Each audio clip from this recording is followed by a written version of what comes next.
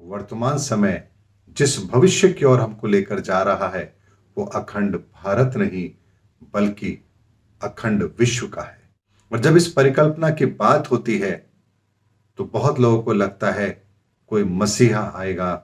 परिवर्तन का मतलब ये नहीं होता है कि सब कुछ बदल जाता है। उसे हम क्रांति कहते हैं जहां सब कुछ बदल दिया जाता है। परिवर्तन का मतलब होता है जहां आप अनुपयोगी चीजों को बाहर कर देते हैं और उपयोगी चीजों को अपने जीवन में शामिल कर लेते हैं। परिवर्तन का मतलब यह होता है। लेकिन क्रांति अलग चीज होती है। क्रांति में वर्तमान व्यवस्था को ही ध्वस्त कर दिया जाता है और एक नई व्यवस्था का जन्म होता है। इसे हम क्रांति कहते हैं। तो ये युग परिवर्तन का समय है और युग परिवर्तन का समय है तो हम सबके विचारों में एक बहुत बड़ा परिवर्तन तो आना है जो अखंड विश्व का निर्माण करेगा। जय सनातन धर्म की प्रिय सनातनियों, आप सभी का स्वागत है हमारे इस कार्यक्रम में। सनातनियों, आप लोगों ने एक मुहिम को चलते हुए देखा होगा और बहुत सालों से वो मुहिम चल भी रही है, अखंड भारत। और जब अखंड भारत की मुहिम की हम बात करते हैं तो भारत का नक्शा पाकिस्तान, अफगानिस्तान, जम्मू कश्मीर पूरा ये सब इलाका शामिल करके अखंड भारत का नक्शा बनाया जाता है और कहा जाता है कि यही अखंड भारत है जिसके टुकड़े कर दिए गए।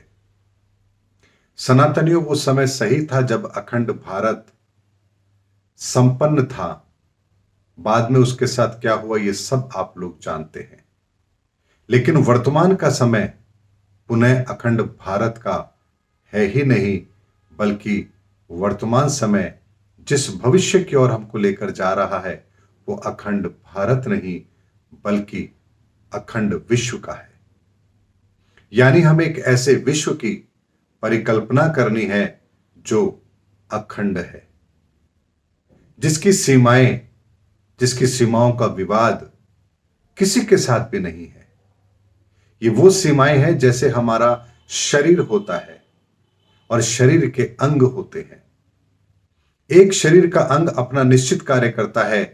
कभी शरीर के दूसरे अंग ने कोई शिकायत नहीं की। पांव हमेशा चलने का काम करते हैं, लेकिन उसने कभी यह शिकायत नहीं की कि भोजन का स्वाद तो मुंह लेता है, जीवा लेती है और चलने का काम मैं करता हूं। पेट ने कभी यह शिकायत नहीं की कि सब कुछ पचाने का काम तो मैं करता हूं और स्वाद जीभ लेती है।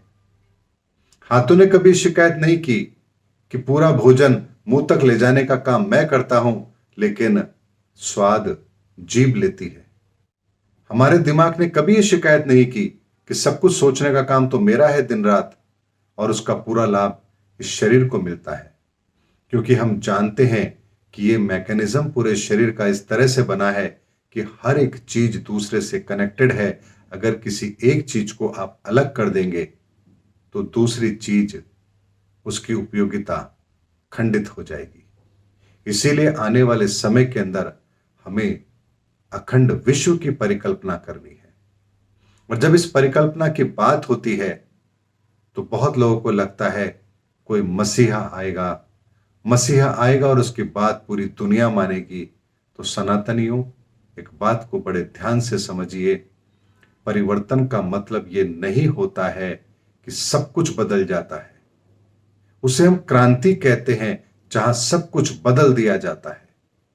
परिवर्तन का मतलब होता है जहां आप अनुपयोगी चीजों को बाहर कर देते हैं और उपयोगी चीजों को अपने जीवन में शामिल कर लेते हैं। परिवर्तन का मतलब यह होता है। जैसे आप अपना घर परिवर्तित करते हैं तो आप अपने नए घर के अंदर पुराने घर की चीजों को नहीं लाते हैं, केवल उन्हीं चीजों को लाते हैं जो नए घर में भी आपके लिए उपयोगी है। लेकिन क्रांति अलग चीज होती है। क्रांति में वर्तमान व्यवस्था को ही ध्वस्त कर दिया जाता है और एक नई व्यवस्था का जन्म होता है। इसे हम क्रांति कहते हैं। तो ये युग परिवर्तन का समय है और युग परिवर्तन का समय है तो हम सबके विचारों में एक बहुत बड़ा परिवर्तन तो आना है जो अखंड विश्व का निर्माण करेगा। इसीलिए धर्म गुरुओं को अपने स्तर पर इस सनातन के अखंड विश्व की परिकल्पना को साकार करना पड़ेगा। उन्हें अपने विचारों के अंदर अखंड विश्व को शामिल करना पड़ेगा। राजनीतिक लोगों को भी अपने विचारों के अंदर, अपने कार्य के अंदर अखंड विश्व की परिकल्पना को शामिल करना पड़ेगा। ज्योतिषाचार्यों को भी अखंड विश्व की परिकल्पना की कल्पना करके अपने संसाधनों के अंदर, अपने उपायों के अंदर, अपनी विधा के अंदर विश्व कल्याण की भावना को ध्यान में रख करके कार्य करना पड़ेगा। शिक्षा के अंदर जो कार्य कर रहे हैं उनको भी अखंड विश्व की परिकल्पना करके ही इस संपूर्ण विश्व को किस चीज की आवश्यकता है, वही शिक्षा पद्धति दुनिया में आने वाले समय के अंदर हमारे नव युवाओं को देनी पड़ेगी। सनातनियों, ये वो बात है, ये वो परिदृश्य है जो आने वाले समय के अंदर सत्य होगा, और उसका एक छोटा सा ब्लूप्रिंट मैं आप लोगों के सामने रख रहा हूं।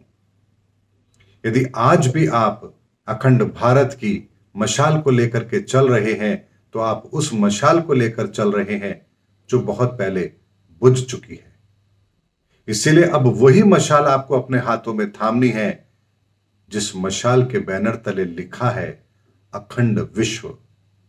क्योंकि ईश्वर की नजर में भारत या अन्य भूभाग, इनमें कोई भेद नहीं है। हम मनुष्यों के अंदर भी, किसी भी जाति के अंदर जन्म लेने वाले व्यक्तियों के बीच में भी किसी तरह का कोई भेदभाव ईश्वर की नजर में है ही नहीं। तो ऐसे में अगर विश्व का कल्याण होना है तो ईश्वर अखंड विश्व का निर्माण करेगा, अखंड भारत का निर्माण नहीं करेगा। इसीलिए अखंड विश्व की परिकल्पना 10 नवंबर के बाद से साकार होना शुरू हो जाएगी, और 30 मार्च 2025 आते आते एक ऐसे विचारों का परिवर्तन, ऐसे विचारों के परिवर्तन की लहर इस दुनिया में बहुत तेजी से पनपेगी, जो इस विश्व को अखंड विश्व बनाएगी। वर्तमान के अंदर हमारी जो समस्या है वो भी यही है।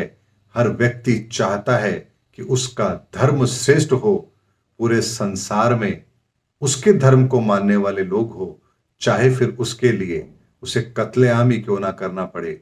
जबकि अखंड विश्व की परिकल्पना के अंदर हर स्थिति को हमें स्वीकार करना है, और शरीर के हर अंग की उपयोगिता जैसे होती है, उसी तरह से इस धरती के प्रत्येक भूभाग की उपयोगिता समझते हुए उसके आधार पर ही हमें उस नव विश्व की, अखंड विश्व की परिकल्पना को साकार करना है, जिसको साकार करने का समय अब बहुत नजदीक है।